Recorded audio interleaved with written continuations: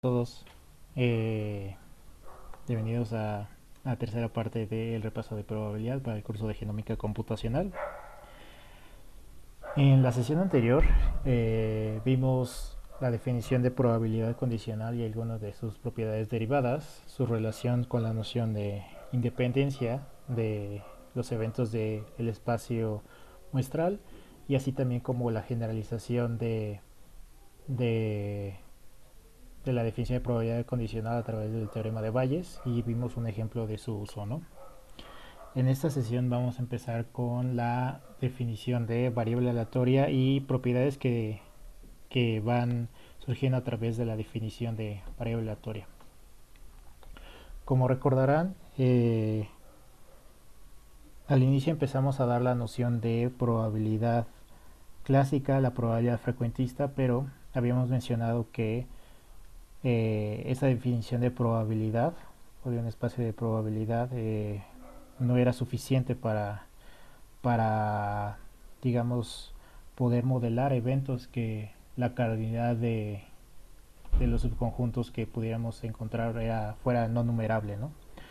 Entonces, para esto, pues, aparte de muchos otros conceptos que terminaron derivándose en la noción de variable aleatoria, que básicamente ayudó a poder darle el enfoque de poder también incluir estos casos, ¿no? Y poder obtener una función de probabilidad más robusta, ¿no? La definición de probabilidad más robusta. Entonces, pues vamos a empezar con eso. Las variables aleatorias son funciones que mapean el espacio de eventos a los números reales, ¿no? Entonces decimos que x es una función que mapea justamente del espacio muestral a las funciones reales, ¿no? Mm, justamente ahora sí, como recordarán, pues nuestra función de probabilidad básicamente era mapeaba directamente de los números, del espacio de eventos al espacio de los números reales, pero ahora a través de, digamos, de anteponer la función de una variable aleatoria, ahora nuestra función probabilidad va a ir de los reales a los reales, ¿no?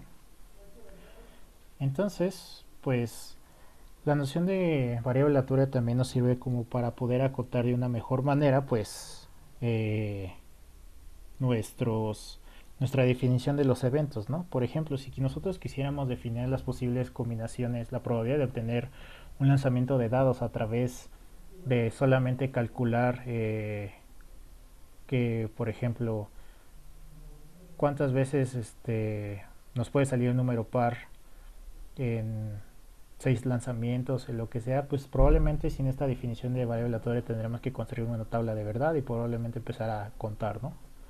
Y dividir esos conteos entre el total, ¿no? Como se podrán imaginar, ¿no? En cambio, por ejemplo, a través de definirlo a través de una variable aleatoria, pues podemos transformar justamente esta aparición de estos eventos en un número y a través de este número pues asociarle a una probabilidad, ¿no? De acuerdo a la función de probabilidad. Entonces, por ejemplo, aquí vemos un caso, ¿no? Muy simple. Queremos mapear el número en un número, el resultado de un lanzamiento de una moneda. Entonces, por ejemplo, nuestro espacio muestral de los experimentos de lanzar monedas, pues surge puede tener estos eventos que pueda ser cara o cruz. Entonces a través de una variable aleatoria pues mapeamos esto, ¿no? Es decir, a través de la variable aleatoria x, el mapeo del espacio de eventos que sale del lanzamiento de una moneda y que salga cara, pues lo podemos mapear a 1 y a su vez también el evento de cruz lo podemos mapear a un número que en este caso sería 0, ¿no? Y así una infinidad de cosas que podemos mapear, ¿no?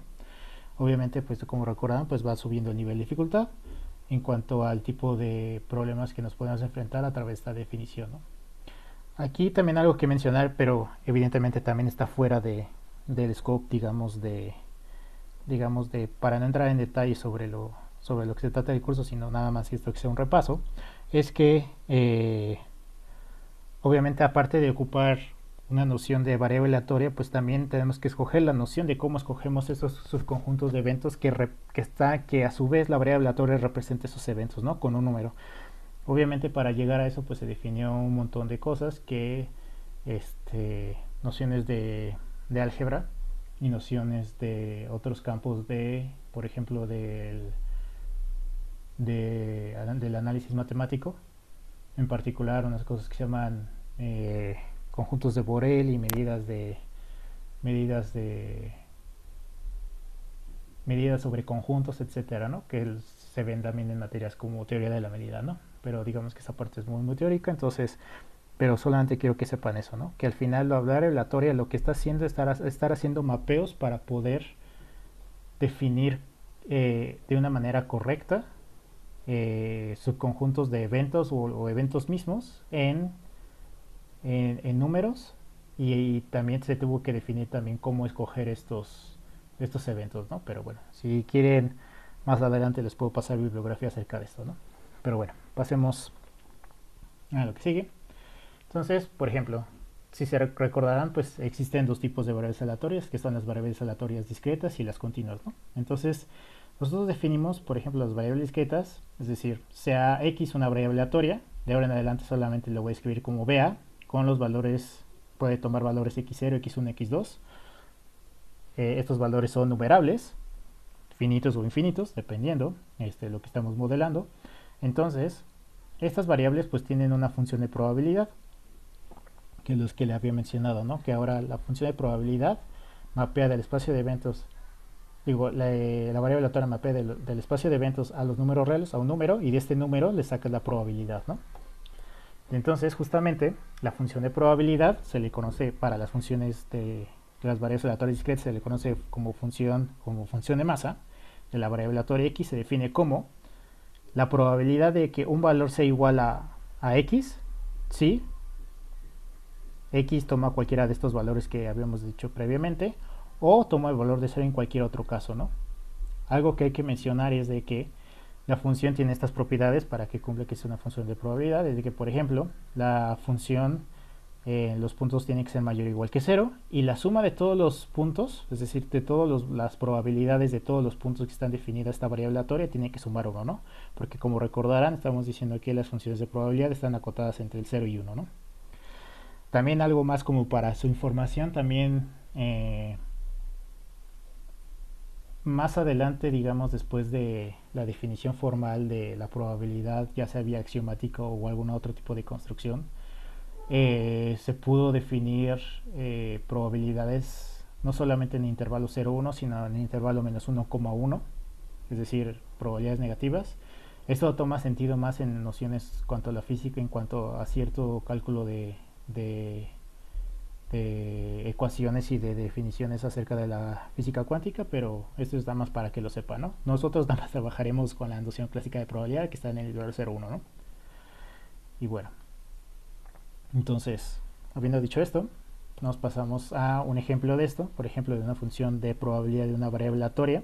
Entonces, supongamos que la variable aleatoria está mapeando eventos, lo mapea al número 1, al número 2 y al número 3 nada más, ¿no?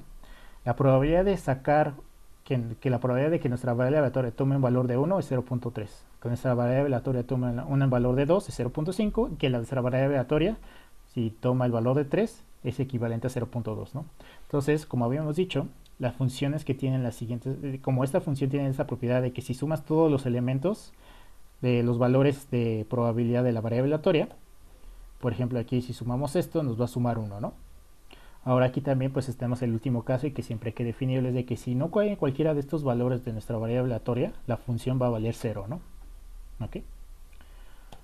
Ahora, en cuanto a las variables continuas, aquí definimos de un poco diferente estas funciones de las variables continuas. Nosotros definimos primero que la función que vamos a ocupar tiene que ser integrable y tiene que ser no negativa, ¿no?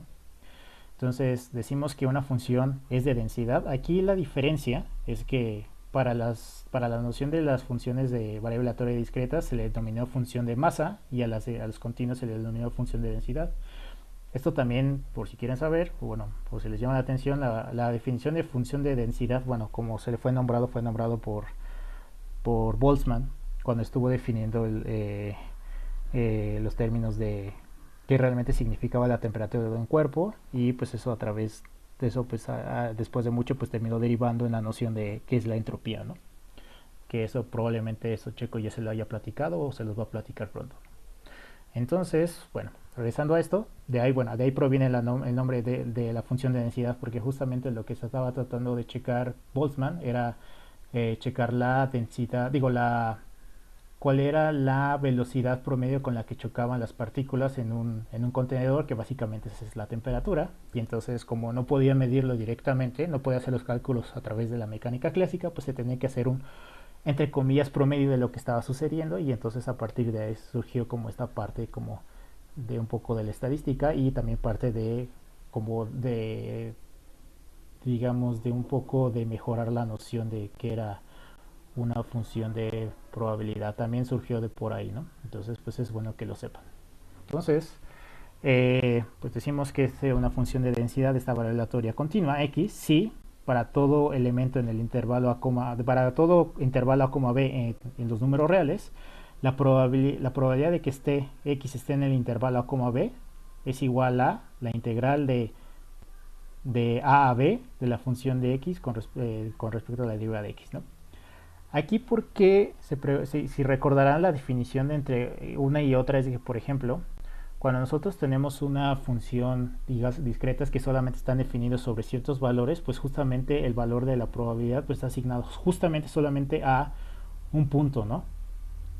Pero aquí, al ser una función continua, digamos, lo que estamos midiendo para definir la probabilidad de un conjunto en funciones continuas es que la integral en un solo punto vale 0.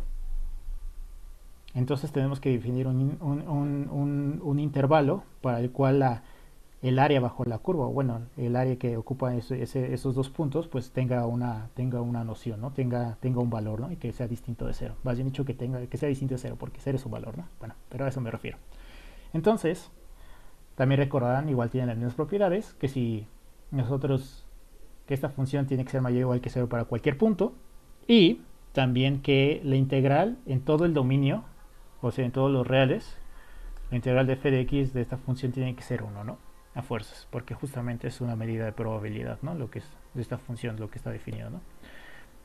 Entonces, a partir de aquí, pues, surge también otra noción en la cual, pues, no solamente me interesa saber, digamos, entre comillas, puntualmente, cuál es la probabilidad de un valor, ¿no? Sino a veces también requerimos conocer el valor de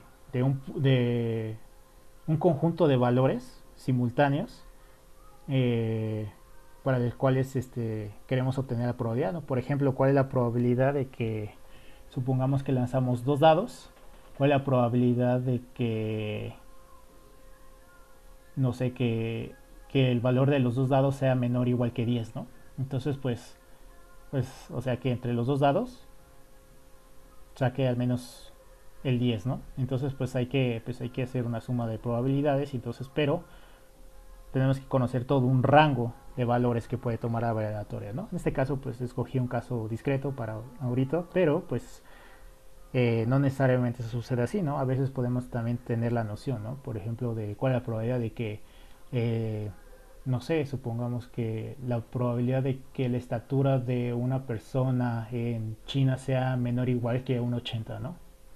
O que sea mayor o igual que un 80, ¿no? Entonces, pues ahí pues hay que hacer ciertas cosas, ¿no? Ciertas convenciones que igual eventualmente la veremos, pero la idea es de que a veces no solamente necesitamos solamente de un intervalo pequeño, por ejemplo en las continuas, o de un solo valor en los discretos, sino tenemos que conocer pues un rango de valores más amplio, ¿no? Entonces aquí viene la definición, bueno, la noción de la función de distribución, que justamente se define como la probabilidad de la variable aleatoria menor o igual que un número, ¿no? Entonces, si la variable aleatoria es discreta, si x es discreta, entonces esto se convierte en la suma de los valores de la variable aleatoria menores o iguales que x, ¿no? Supongamos que quisiéramos saber cuál es la probabilidad de que, para este caso, que el valor sea de x sea menor o igual que 2, pues entonces tenemos que sumar estos dos, ¿no? Bajo esta definición, porque estamos viendo que la suma de valores menores o iguales que 2, ¿no? Entonces tendríamos que sumar 0.5 más 0.3, pues sería la probabilidad de que x sea menor o igual que 2, pues sería 0.8, ¿no? Para el caso continuo, pues aquí lo que hacemos es definir justamente la integral de menos infinito al valor que queremos acotar, los valores de la función, ¿no? Entonces, obviamente esto está definido con f mayúsculas. También eso es importante notar, que cuando sea una función de probabilidad de masa o de densidad, sea con una f minúscula, y con una f mayúscula pues está definido las funciones de distribución, ¿no? Para ambos casos.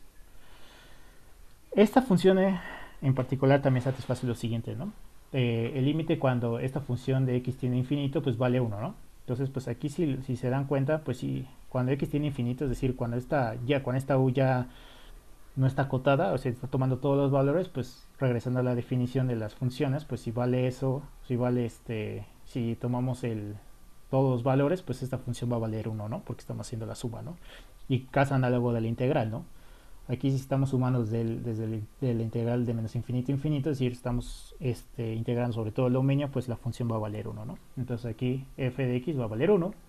Si nosotros nos vamos con el límite de x cuando tiende a menos infinito, pues va a valer 0, porque es el límite opuesto, es decir, el otro lado del intervalo de la medida de probabilidad. También, si x1 y x2 tienen esta desigualdad, es decir, que x2 es mayor o igual que x1, entonces las funciones van a ser f de x1 va a ser menor o igual que f de x2, ¿no? O bueno, f de x2 va a ser mayor o igual que f de x1, ¿no? Y también este último se refiere a si el valor de f de x es igual al valor de f de x cuando nos vamos aproximando por la derecha. Es decir, imagínense que tuviéramos, vamos a poner aquí un láser, supongamos que tuviéramos una recta así. Perdónenme, me fui. Supongamos que tenemos una recta y aquí tenemos el valor de x, ¿no? Así, imaginémoslo nada más. Y nos vamos acercando con valores sobre la recta de derecha a izquierda hacia el valor de x. Si estos dos valores coinciden, si esos dos valores coinciden y aparte cumplimos con todas estas definiciones, vamos a decir que esta función es de distribución, ¿no? Incluso, o cualquier función que cumpla esto, así que si nos acercamos de f de x, si nos acercamos de izquierda a derecha a ese valor y cumple todas las demás anteriores, todas esas propiedades anteriores, vamos a decir que también es una función de distribución. Y ojo, aún así puede ser una función de distribución aunque no tengamos la variable aleatoria definida, ¿no? ¿Esto de qué nos sirve o por qué es importante recalcar que tiene estas propiedades se satisfacen? Porque nosotros en la vida real, o al menos en la biología, bueno, en cualquier fenómeno incluso, cuando no podamos encontrarnos con que nuestra función se aproxime a alguna función de probabilidad clásica, ya sea, no sé, binomial, binomial negativa, exponencial, normal, gamma, beta o algunas más exóticas, si no encontramos algo que se le parezca, entonces vamos a tener que construir una función que le vamos a llamar la función de distribución empírica, y entonces pero tendrá que cumplir esta condición, ¿no? Entonces desde ahí pues esa variable aleatoria pues como no sigue nada, o sea nuestro elemento no sigue algo, nuestros eventos siguen un patrón, pues aún así podemos trabajar con ellos, ¿no? Estos eventos, ¿no? Y podemos definirlo a través de una variable aleatoria, aunque no sea definida en términos clásicos de alguna otras de las distribuciones clásicas, ¿no? Entonces, bueno, algo también que quiero rescatar de esto es de que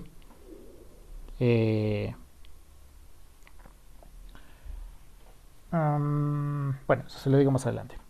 Ahora, eso es en cuanto a las nociones que recuerden de variable aleatoria, función de probabilidad y función de distribución, ¿no? Ahora, también, sí es importante también recordar esto, es de que las funciones de distribución normalmente tienen más sentido cuando estamos ocupando variables aleatorias continuas, porque justamente como decimos no existen no están como propiamente definidas las funciones de probabilidad en un punto, porque la integral de ese punto pues es 0, ¿no? Siempre va a ser eso, ¿no? Entonces aquí es donde en funciones de probabilidad en funciones de variables aleatorias continuas pues va a tener más sentido esta definición, ¿no? También algo que hay que recordar es de que antes, digamos, de empezar a ver los casos en particular de algunas variables aleatorias más conocidas, es por ejemplo, es que esta noción de qué es la esperanza o el valor esperado o la media, ¿no?, de una variable aleatoria. Entonces nosotros definimos la esperanza de una variable aleatoria y discreta como la suma de los valores de x donde la probabilidad de ese valor sea mayor que 0, y lo vemos como la suma de la probabilidad del valor x, de cada valor de x, por su valor mismo, ¿no? Aquí recordemos que pues la probabilidad de x igual a pues lo vemos como p de a, ¿no? Nada más. P evaluado a la probabilidad, función de probabilidad evaluado a a, ¿no? O si lo quieren ver como f de a, ¿no? Entonces nada más es como para que tengan en cuenta cómo está la definición. Esta p de x igual a x lo puedo ver como p de x nada más, ¿no?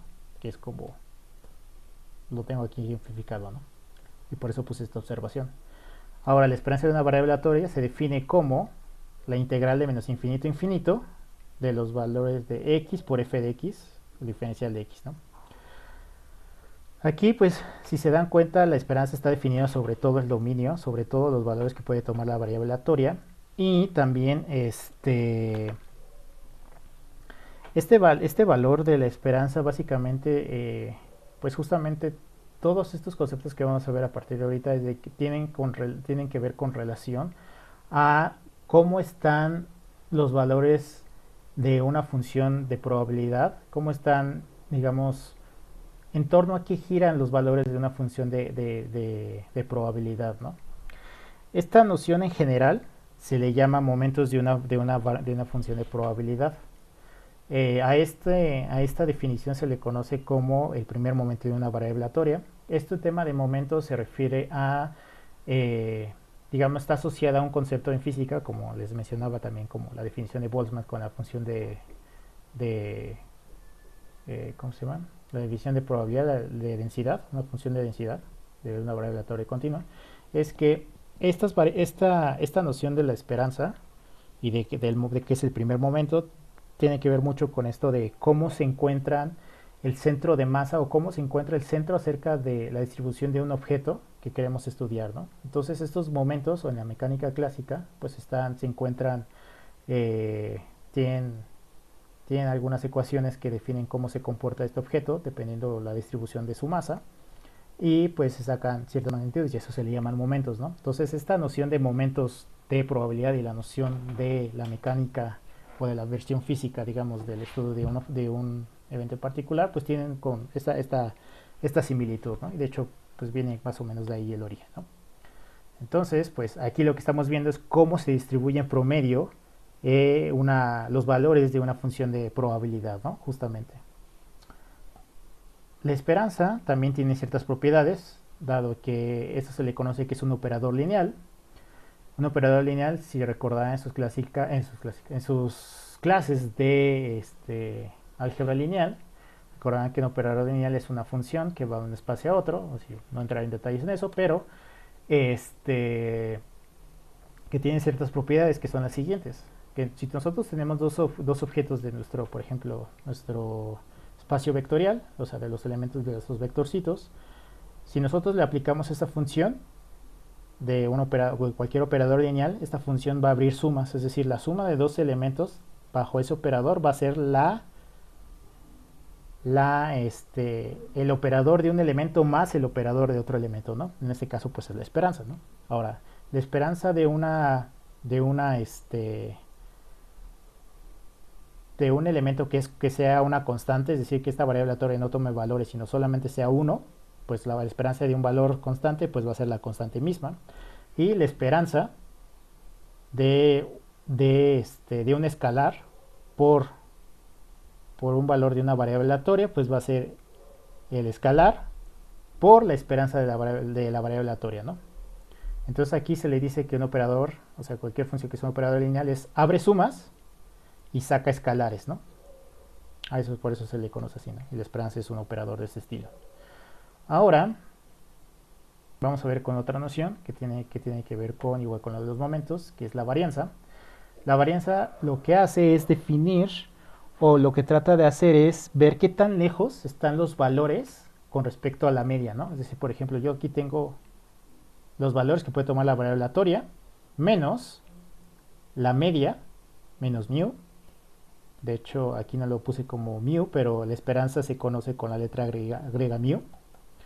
Entonces, x, la varianza de x es igual a la esperanza de los valores de la variable aleatoria menos mu, esto elevado al cuadrado. Entonces, justamente, pues lo que estamos viendo es qué tan lejos están los valores de su valor promedio, ¿no? Y pues lo resaltamos cuando le elevamos al cuadrado, ¿no?